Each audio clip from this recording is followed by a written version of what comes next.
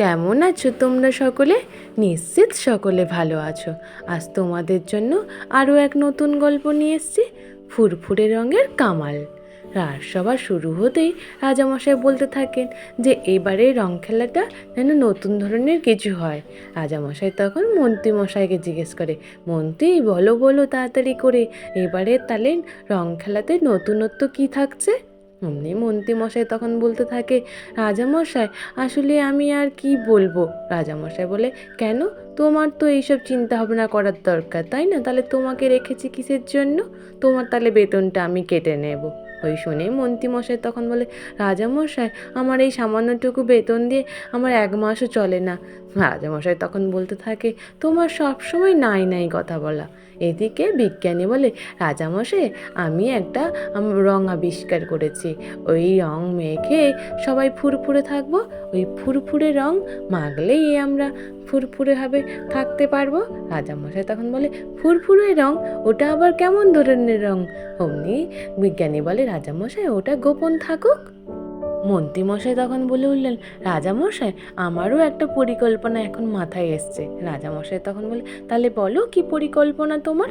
মন্ত্রীমশাই তখন বলতে থাকে, রাজামশাই আমি ভেবেছি রং খেলাটা রাজসভার বাইরে কিছুটা দূরে একটা মাঠে খেলবো আমরা সকলে মিলে। অমনি রাজামশাই শুনে বলে, ঠিক আছে তাই হবে, আমরা সকলে বাইরে গিয়ে খেলা করব। তারপর সভা শেষ হয়ে যাওয়ার পরে মন্ত্রীমশাই সোজা গিয়ে বটাঘটার সাথে গিয়ে দেখা করে। বটাঘটাকে বলে, বটাঘটা শোন, হোলির দিন আমরা সকলে মিলে মাঠের মধ্যে গিয়ে খেলা করতে যাব। আর রাজসভা তো পুরো ফাঁকা থাকবে, কেউ থাকবে না। ওই দিন তোর দুজনে গিয়ে রাজসভা পুরো লুট করে নিয়ে আসবি, তাহলেই তো আমরা ধনকুবের হয়ে যাব, তাই না বল? আর আমি তো মন্ত্রিত্ব ছেড়ে দেব, আমরা তাহলে বিদেশে গিয়ে ব্যবসা শুরু করে দেব, আর আমি রাজামশাইয়ের অধীনে থাকবো না। অমনি ওরা শুনে বলে, কি বলছেন মন্ত্রীমশাই, আমাদের শুনে তো মনে যে কি খুশি হচ্ছে, তাহলে আমরা তাড়াতাড়ি করে ধনকুবের হতে যাচ্ছি, তাই তো? মন্ত্রীমশাই বলে, হ্যাঁ তাই। অমনি বলে মন্ত্রীমশাই বাড়ি ফিরে আসেন। বাড়ি ফিরে গিন্নিকে বলে, গিন্নি তুমি এবার ধনকুবেরের বউ হয়ে যাবে, হ্যাঁ তোমার আর চিন্তা থাকবে না, আর আমরা সকলে বিদেশে গিয়ে থাকবো, আমি আর মন্ত্রিত্ব করব না, মন্ত্রিত্ব ছেড়ে দেব। অমনি গিন্নি শুনে বলে, তুমি তাহলে এত মোহর কোথা দিয়ে পাবে, আর এত ধনকুবের কি করে হবে? অমনি মন্ত্রী বলে, ভূতে দেবে। এদিকে মন্ত্রী বউ বলে, ভূতে? ভূতে আবার মোহর দেয় নাকি? তাহলে তুমি আমায় দেখা করে দেবে ভূতের সাথে? অমনি মন্ত্রী বলে, এই ভূত ওই ভূত না। অমনি মন্ত্রী কিন্তু বলে, তুমি যে কি বলো, তুমি ভূত না অদ্ভুত কি যে বলো, কোনোটাই বুঝে উঠতে পারি না। মন্ত্রী বলে, তোমায় কিছু চিন্তা করতে হবে না, তোমায় যেটা করতে বললাম তুমি ওটাই করো, ঠিক আছে? তারপর মন্ত্রী গিন্নি ভেতরে চলে যায়। এদিকে গোপাল বিজ্ঞানীর সাথে গিয়ে আলাদা করে দেখা করে। বিজ্ঞানীকে বলে, বিজ্ঞানী আপনার কাছে একটু জরুরি কথা বলার জন্য এলাম। বিজ্ঞানী বলে, বলো গোপাল, কি বলতে চাইছো? অমনি গোপাল বলে, বিজ্ঞানী আপনার ওই ফুরফুরে রঙের বিশেষত্বটা কি একটু বলবেন? বিজ্ঞানী বলে, কেন গোপাল, কিছু কি তেমন কিছু ব্যাপার রয়েছে যেটা খুব জানা জরুরি? অমনি গোপাল বলে, হ্যাঁ বিজ্ঞানী মশাই, আমার না কেমন কেমন লাগছে, মনে হচ্ছে হোলির দিন কোনো না কোনো একটা গণ্ডগোল হবেই, আর মন্ত্রীমশাইয়ের চোখ মুখ আটভঙ্গিগুলো একটু আলাদা রকম লাগলো।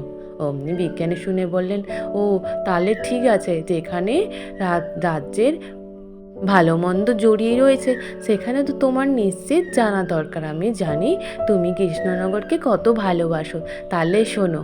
অমনি বিজ্ঞানী গোপালকে সবটাই খুলে বলে যে ফুরফুরে রঙের মাহাত্ম্য কী। এদিকে পরদিন রাজসভা শুরু হতেই রাজামশাই পুনরায় বলে, মন্ত্রীমশাই এবার তাহলে বলুন, তাহলে কি কি ব্যবস্থা করেছেন হোলির দিন? এদিকে মন্ত্রীমশাই বলে, রাজামশাই তাহলে শুনুন, আমরা মাঠের মধ্যে হোলি খেলবো, আর মাঠের মধ্যে প্যান্ডেল হবে, আর ওখানটায় সব সুন্দর করে সাজানো হবে, এমনকি প্রজাদেরও সব আমন্ত্রণ থাকবে, আর সঙ্গে প্রভাত ফেরিও হবে। এই শুনে রাজামশাই বলে, বাহ, খুব বেশ বেশ, তুমি খুব ভালো বুদ্ধি এঁটেছ, তাহলে এইরূপই হবে। এইদিকে শুনে গোপাল বলে, রাজামশাই আমার কিছু বলার ছিল। ঠিকই আমরা সকলে মিলে মাঠে হোলি খেলবো, কিন্তু রাজপ্রাসাদ তো অরক্ষিত অবস্থায় থাকবে, তাহলে প্রাসাদের সুরক্ষার জন্য তো আমরা কোনো চিন্তা ভাবনা করলাম না। অমনি গোপাল মন্ত্রীমশাই বলতে থাকে, রাজামশাই দেখেছেন সব কিছু প্রশাসনিক কথার মধ্যে গোপাল ঢুকবেই, আর একটু আমাদের ঠিকঠাক করে কথা বলতে দেবে না। রাজামশাই তখন রেগে বললেন, গোপাল তুমি সব সময় কেন আমাদের কথার মধ্যে বাধা দাও? তোমার তো এই কথাগুলো ঠিক না, তোমাকে আমি এই মুহূর্তের জন্য বহিষ্কার করলাম। অমনি গোপালকে ওখান থেকে তাড়িয়ে দেয় রাজামশাই। গোপাল বাড়ি ফিরে যায়। গোপালের চোখ মুখ দেখে গিন্নি বলে, কি গো, কিছু হয়েছে নাকি? তোমার চোখ মুখটা কেমন আলাদা রকম লাগছে। গোপাল বলে, না না, কি হবে, কিছুই হয়নি। এদিকে গোপাল কেলেপচাকে ডেকে পাঠায়। কেলেপচাকে বলে, কেলেপচা শোন, তুই একটু খেয়াল খবর রাখিস তো, বটা ঘটা কোথায় যাচ্ছে, কি করছে না। কেলেপচা বললে, ঠিক আছে গোপাল দাদা, আমি খবর রাখবো। এদিকে গোপাল বাড়িতে বসে চিন্তা করছেন যে কি করে রাজপ্রাসাদটাকে সুরক্ষিত রাখবে।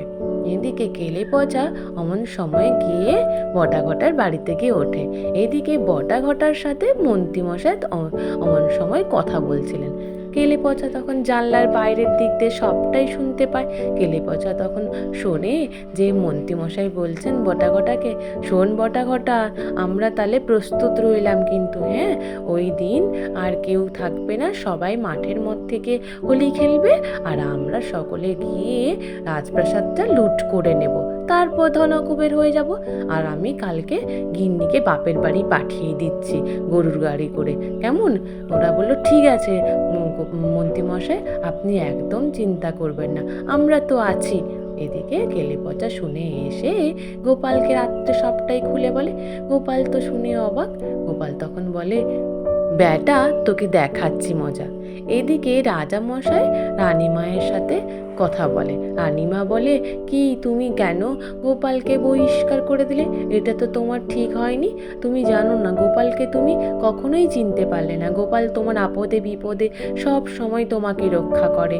তোমার উচিত ছিল না এই ভালো দিনক্ষণের দিনে তুমি এই গোপালকে তাড়িয়ে দিলে। গোপালকে কালকেই যেন রাজসভায় ডেকে পাঠাও। অমনি রানীমার কথায় রাজামশাই গোপালকে ডেকে পাঠায়। এদিকে পরদিন রাজসভা শুরু হতেই মন্ত্রীমশাইয়ের গোপালকে দেখে তো অবাক। মন্ত্রীমশাই বলে, গোপাল, তুমি পুনরায় আবার রাজসভায় এসে উপস্থিত হয়ে গেছো? এদিকে রাজামশাই তখন বলে, হ্যাঁ, আসলে তোমার রানীবা বলল যে দিনক্ষণের দিনে ভালো দিনে নিশ্চিত উচিত নয় গোপালকে রাজসভা থেকে তাড়িয়ে দেওয়া, তাই গোপালকে ডেকে নিয়ে এসছি। এদিকে রাজামশাই বলে, মন্ত্রীমশাই আপনি ক্ষমা করে দেন গোপালকে। অমনি মন্ত্রীমশাই গোপালকে ক্ষমা করে দেয়। আর মন্ত্রীমশাই মনে মনে ভাবলাম ময়দান ফাঁকা, ঠিক এইটা এসে পৌঁছে গেল। রাজসভা শেষ হয়ে যাওয়ার পরে গোপাল গরুর গাড়ি নিয়ে মন্ত্রীমশাইয়ের বাড়ির সামনে গিয়ে উপস্থিত হয়। মন্ত্রীমশাইয়ের গিন্নিকে বলে, গিন্নি, এবার চলো, তোমার বাপের বাড়িতে তুমি গরুর গাড়ি করে চলে যাও। অমনি মন্ত্রীর গিন্নিকে মন্ত্রী এসে গরুর গাড়িতে তুলে দেয়। এদিকে মন্ত্রীর গিন্নি গোপালকে দেখে বলে, কি ভাই, তুমি গায়ে হঠাৎ করে এই গরমের মধ্যে চাদর দিয়েছ? গোপাল তখন বলে, আসলে গিন্নিমা, আমার একটু জ্বর হয়েছে তো তাই। মন্ত্রীমশাই তখন বললেন, আপনি ছেড়ে দিয়ে আসতে পারবেন তো? গোপাল বলে, হ্যাঁ মন্ত্রীমশাই, ছেড়ে দিয়ে আসতে পারবো। এইদিকে গোপাল মন্ত্রীর গিন্নিকে নিয়ে চলে যায়। আর ওই দিন হোলির সময় ওই দিন সকলে মিলে রাজসভা থেকে মাঠের মধ্যে হোলি খেলতে উপস্থিত হয়ে যায়। রাজসভার সকলেই এসে উপস্থিত হয়ে যায়। এইদিকে গোপাল কেলিপচাকে বলে যে রাজপ্রাসাদে লক্ষ্য রাখতে, কেউ আসছে কি আসছে না। এইদিকে গোপাল বলে, রাজামশাই, তাহলে আমি হোলি শুরু করার আগে হোলির রংটা প্রথমে আমি মন্ত্রীমশাইকে একটু লাগিয়ে দিই। রাজামশাই তখন বলে, হ্যাঁ তুমি লাগাও মন্ত্রীমশাইকে। অমনি গোপাল তখন মন্ত্রীমশাইয়ের গায়ে হোলির রং লঙ্কা আঁকানোর সঙ্গে সঙ্গে মন্ত্রীমশাই হাসতে থাকে। ওই হাসতে হাসতে বলতে থাকে, মন্ত্রীমশাইয়ের পেট থেকে সব সত্যি কথা বেরিয়ে যায়। মন্ত্রীমশাই বলে, রাজা মশাই, আমি তো রাজপ্রাসাদে লোক ঢুকিয়ে দিয়েছি, আর এমনকি আপনার রাজপ্রাসাদ পুরো লুট হয়ে যাবে আজকে, আর আমরা সকলে ধনকুবের হয়ে যাব। আমি আর বটাঘটা আমার গিন্নিকে তাই পাঠিয়ে দিয়েছি। গোপাল তখন বলতে থাকে, মন্ত্রী মশাই, আপনার বটাঘটা এতক্ষণে ধরা পড়ে গেছে কেলে পচার কাছে। অমনি মন্ত্রী মশাই বলে, ইস, কি ব্যাপার বলো তো, আমি এই রংটা গায়ে লাগার সঙ্গে সঙ্গে সত্যি কথা বলে দিচ্ছি। পুনরায় আবার মন্ত্রী হাসতে হাসতে বলে, রাজা মশাই, আমি তাহলে ধনকুবের হচ্ছি। এই শুনি রাজামশাই তো অবাক। রাজামশাই বলে, এই কি বলছে মন্ত্রী মশাই? মন্ত্রী মশাই বলে, হ্যাঁ, আমি আমার গিন্নিকে বাপের বাড়ি পাঠিয়ে দিয়েছি। গোপাল তখন বলে, তোমার গিন্নিকে বাপের বাড়ি পাঠাইনি, তোমার গিন্নি রাজপ্রাসাদেই আমি পাঠিয়ে নিয়ে চলে এসেছি। দেখো তোমার গিন্নি হাসতে হাসতে আসছে, উনিও গায়ে রং মেখে নিয়েছে। অমনি মন্ত্রীর গিন্নি রং মাখতে মাখতে এসে বলে, তো ভূত মোহর দেবে বলেছে, তাই না? মন্ত্রীকে এইরূপ করে জিজ্ঞেস করতে থাকে। মন্ত্রী বলে, সে তো জানি, কিন্তু সব মাটি হয়ে গেল, আমি তো সব সত্যি কথা বলে দিলাম। রাজামশাই, গোপাল আমায় ক্ষমা করে দাও। দিয়ে কান ধরে মন্ত্রীমশাই কাঁদতে থাকে। আর সকলে বলে, গোপাল, তোমায় জয় জয়কার হোক, তোমাকে বহিষ্কার করে দিও, তারপর তুমি সত্যি চোর ধরিয়ে দিলে, তোমার কোনো তুলনা করা যায় না। রাজামশাই সকলে মিলে অমনি গোপালের প্রশংসা করতে থাকে। তারপর সবাই আনন্দ করে হোলি উদযাপন করে। আজ এই পর্যন্ত। নিশ্চিত তোমাদের সকলের ভালো লেগেছে। আর যদি ভালো লেগে থাকে তাহলে একটু লাইক আর সাবস্ক্রাইব করে দিও। আর তোমরা সকলে ভালো থেকো। কেমন? টাটা।